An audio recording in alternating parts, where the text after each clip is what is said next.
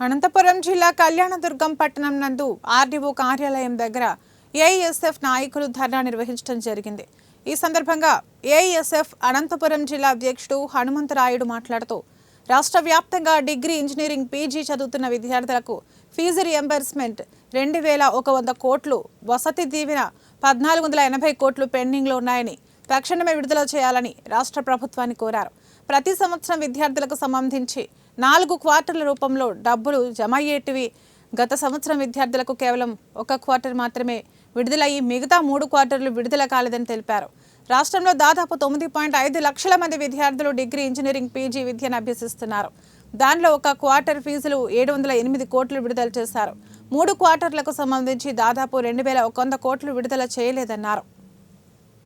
3580 కోట్లు విడుదల చేయాలని చెప్పేసి ఈరోజు ఏఐఎస్ఎఫ్ అనంతపురం జిల్లా సమితి పిలుపు మేరకు కళ్యాణదుర్గం పట్టణంలోని ఆర్డీఓ ఆఫీస్ ముందర వేలాది మంది విద్యార్థులతో ధర్నా ఏర్పాటు చేయడం జరిగింది.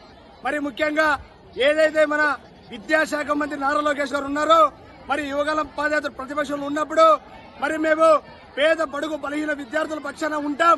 ఖచ్చితంగా మా ప్రభుత్వం ఏర్పడిన తర్వాత విద్యార్థులకు నాణ్యమైన భోజనం అందిస్తాం. విద్యార్థులకు ఏదైతే వసతి విద్యా దీవెన ఉందో ఖచ్చితంగా 3500 కోట్ల బకాయిలు విడుదల చేస్తామని మాటిచ్చారు. మరి ఇప్పటికి కూడా ఎక్కడ కూడా విద్యార్థుల పక్షాన్ని నిలబడలేదు. విద్యార్థులకు ఎటువంటి ఫీజు రియంబర్స్మెంట్ స్కాలర్షిప్ విడుదలైన పాపనే అప్పలేదు. మరి ముఖ్యంగా ఏఐఎస్ఎఫ్ గా మేము సూటిగా ప్రశ్నిస్తున్నాం. విద్యాశాఖ మంత్రి నారా లోకేష్ గారు, మరి మీ ప్రభుత్వం ఏర్పడిన తర్వాత, ఎన్డీఏ కూటమిలో ఏర్పడిన తర్వాత మరి కేంద్రంలో బీజేపీ ప్రభుత్వం ఏదైతే ఉందో ఆ బీజేపీ ప్రభుత్వం ఏదైతే మీరు చెప్తాదో ఈ రాష్ట్రంలో అది మీరు అమలు చేస్తున్నారు. మరి ఏదైతే ఈ రాష్ట్రంలో మీ ప్రభుత్వం ఉందో ఆ ప్రభుత్వాన్ని